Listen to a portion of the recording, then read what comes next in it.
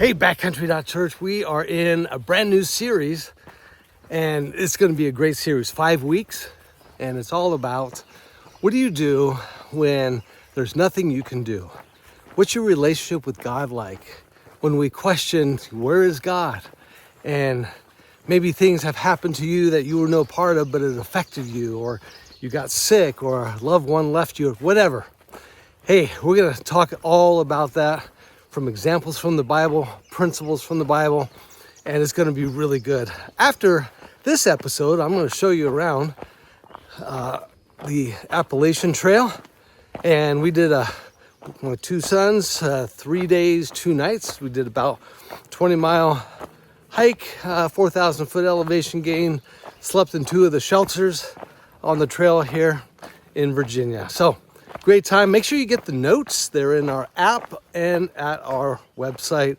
I'd love for you to share this. And if you would like prayer, please email me at hello@backcountry.church. But in the meantime, we're going to start this episode while I finish the Appalachian Trail here in Virginia. We're going to start this episode in 3, 2, 1. Let's do it.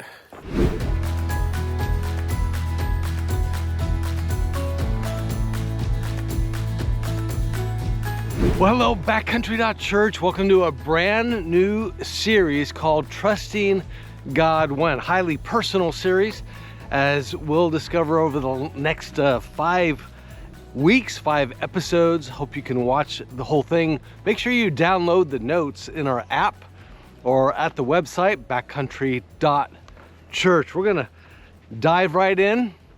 So this series, Trusting God When, answers the question, what do you do when there's nothing you can do? What do you do when there's nothing you can do?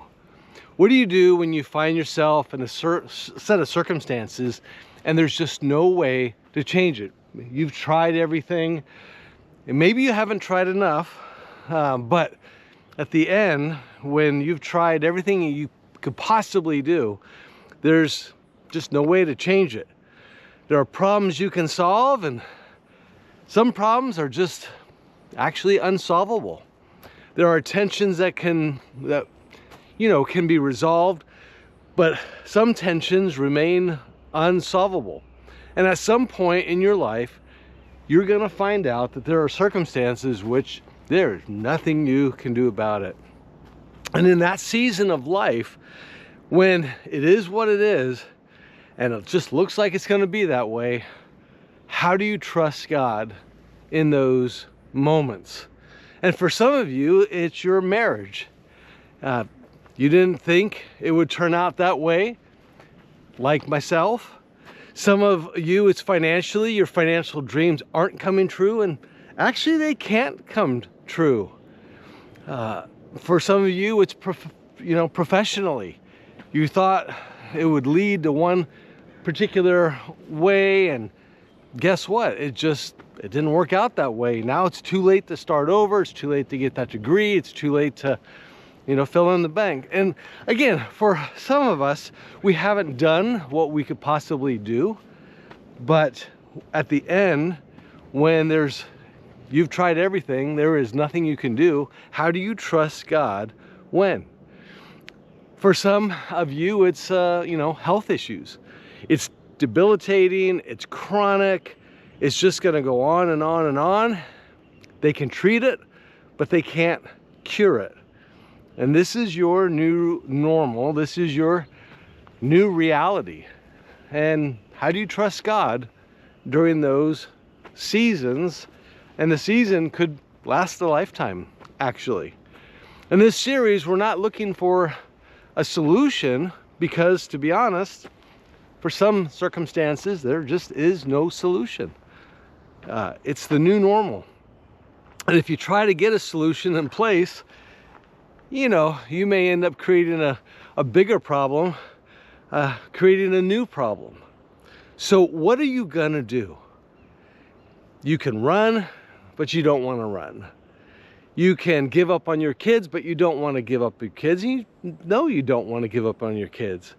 You can quit, but you don't want to quit. You can drink yourself into oblivion, but you know that's temporary and it's just going to create more problems. And we get jealous of other people. We look at their wrinkle-free life, their social media or whatever, and we think, man, that's the life that I was actually supposed to have. And in these set of circumstances, we tend to draw bad conclusions. Bad conclusions? I'm never going to be happy again.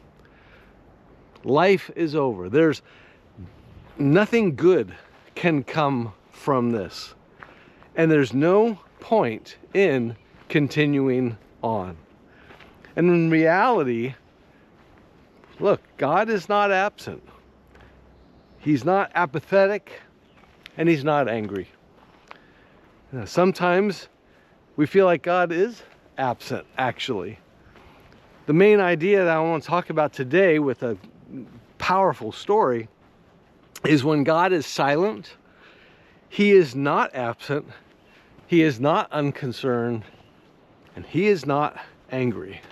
And all of this, of course, was settled at the cross. And throughout the Old and New Testaments, God seemingly abandons his favorite people to the trusting God when circumstances. But that wasn't the case, that he abandoned them. No, God was at work. So many stories we can go through in the Old Testament and the New Testament. My point today isn't that you like your situation, but that you not give up on hope. That you not give up on hope. God is with you, and God is, God is actually at work. Let's dive into one set of circumstances, one story, true story that occurred, and I think you're going to relate. I know that in my circumstances, I can definitely relate, and I think you can as well.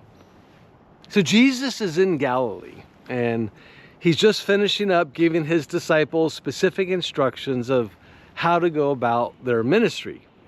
He heads out to do some ministry himself, and some of John the Baptizers, John who was Jesus' cousin and one of Jesus' favorite people, he came to prepare the way for the Messiah, as prophesied in the Older Testament. And John the Baptizer sent some of his disciples to Jesus, and they asked him, "Are you the Messiah?" Well, why did John question? Why did he ask that question? Well, John was in prison, that's why. So, in Matthew chapter 11, verses 2 and 3, we read, "When John, who was in prison, heard about the deeds of the Messiah, he sent his disciples to ask him, 'Are you the one who is to come, or should we expect somebody else? Are you Messiah who's going to establish your kingdom, God in a bod? Are you him?'" And if you know the backstory, you know why John asked Jesus the question. John was in jail for criticizing the king. See, Herod, the son of Herod, who was, remember when Jesus was born and Herod had killed all the boys in Bethlehem, 2 years old and younger. Well, his son is now in charge, and he ran off with his brother's wife, who was his niece. Factor that on ancestry.com. Who was his sister's niece? That is his sister's daughter. So it's his niece, his sister's daughter, Herodias.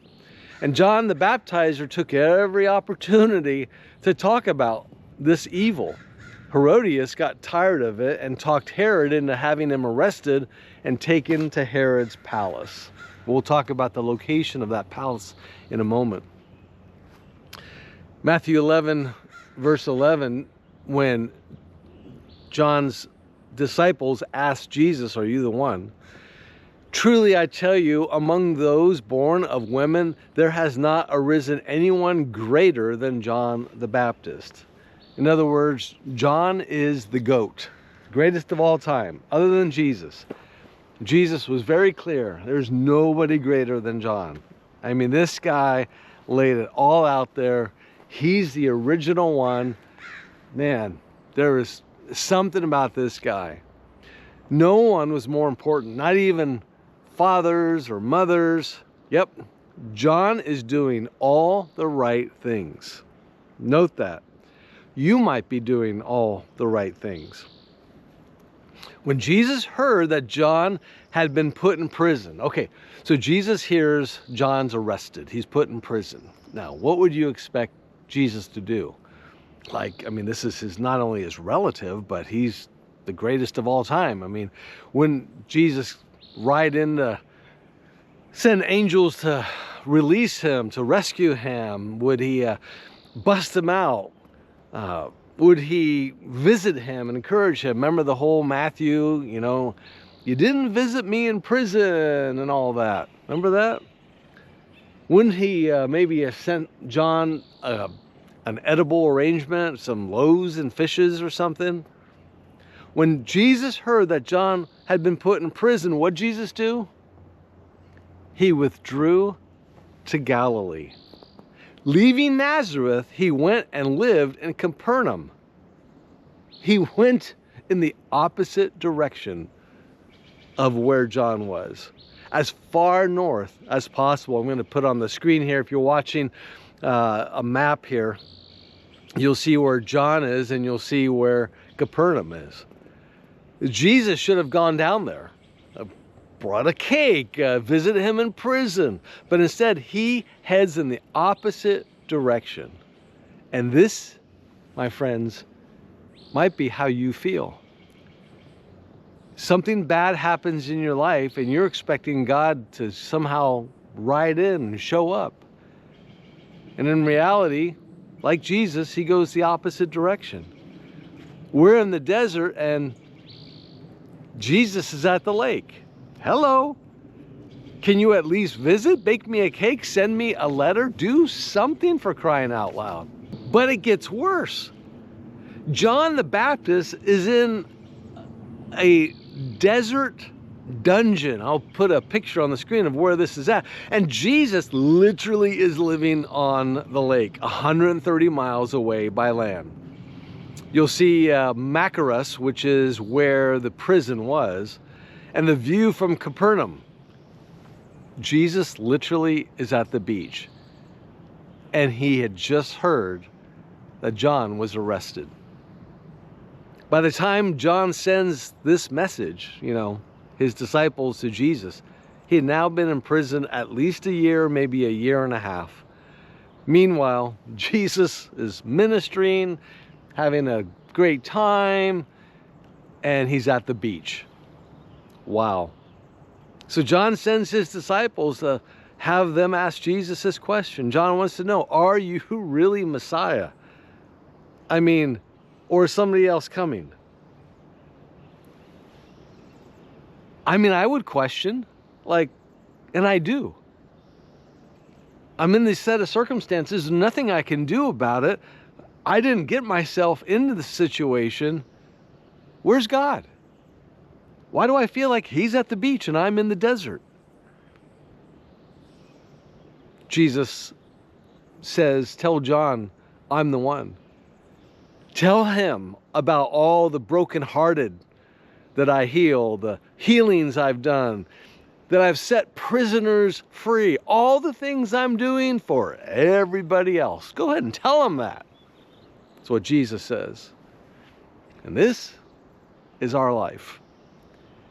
This is the moment where we say, wow, God really is doing it for everybody else. What did I do to make him so angry or absent or unconcerned?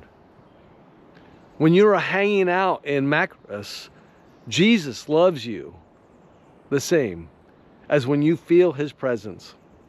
He cares for you. He is actively working in your life even when you don't feel it. Maybe you used to connect with God by, Christian hymns or Christian songs, and they just don't do it for you anymore. Then Jesus actually says the strangest thing in the very next sentence. And this is powerful. This is for those of us experiencing trusting God when there's nothing you can really do. When you're waiting in the desert dungeon and there's no court date. Jesus says, blessed is anyone, that includes you and me, is anyone who does not stumble on account of me and my actions of what I do. By the way, John sends the message. I'm sure that his disciples went back and told him, and then John was beheaded. It's over. Done. It's as if Jesus is saying there will be times when I don't make sense. When it seems I don't come through and I appear to be silent, or circumstances don't change, or prayers aren't necessarily answered. Happy is the man or woman who maintains faith anyways, who believes and trusts anyways. Blessed is the one who does not interpret God's silence as absence, because God can be silent, but he's not absent.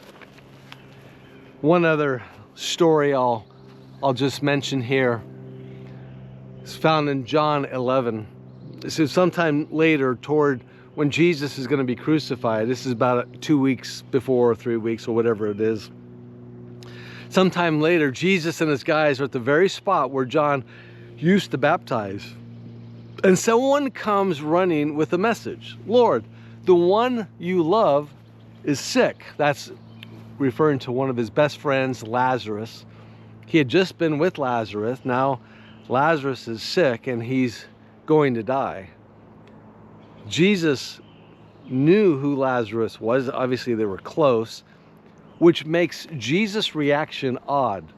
Wouldn't you think that Jesus could just speak the word, he'd be healed, or get on his Uber and go take a day's walk and go over and touch him and heal him, or whatever? Now, Jesus loved Martha and her sister and Lazarus. So when he heard that Lazarus was sick, he stayed where he was 2 more days. Why? To ensure that Lazarus not only died, but was buried. Jesus didn't come running because he had other plans. Don't confuse God's apparent absence for apathy. Blessed is anyone who does not stumble on account of me. We don't always know why Jesus does what he does, nor should we read into it. But our faith needs to remain strong. And you may be weeping and crying and close to giving up hope. But let me tell you, Jesus has his own plans for you. Blessed is anyone who does not stumble on account of me. Trusting God when? I'll never be happy again. Nothing good can come from this. There's no point in continuing. How about joy can be yours? Nothing good can come from this. That would be hope will come from this. There's no point in continuing. There is purpose. Because, and I want you to say these statements out loud, and I'll put them, in the notes here, obviously for you. But I want you to say these. That I can be happy again. Something good can come from this. There is purpose in pain. Because at the end of the day, Jesus, look, he might feel like he's absent from you, but he is there and he is working. and he is working on his behalf, his plan for you. The fact is that when God is silent, he is not absent, he's not unconcerned, and he's not angry. And if you're in this moment, I get it. Been there, done that, got the t-shirt to show it. I want to pray for you if you're in this moment. I'd love for you to just email me at hello@backcountry.church. Father, thank you so much that you shared these stories through Matthew's documentation of John the Baptist, John the disciple, his documentation of John the Baptist. Father, that you, in your amazing way, have given us a clue as to who you are. That you are the Word, and that when we feel like our circumstances are going to hell in a handbasket and there's no apparent answer to prayer, we know that we can lean into you. Help us to encourage those around us, that they know that they have somebody they can pray for them. That they have somebody that can watch their back and support each other. Father, I thank you for your grace. Thank you for John the Baptizer and his incredible testimony, his circumstances. So help us, Lord, to lean into you. I pray this in your name. Amen. All right, my friends, I'm going to show you around a place I was recently. Check this out.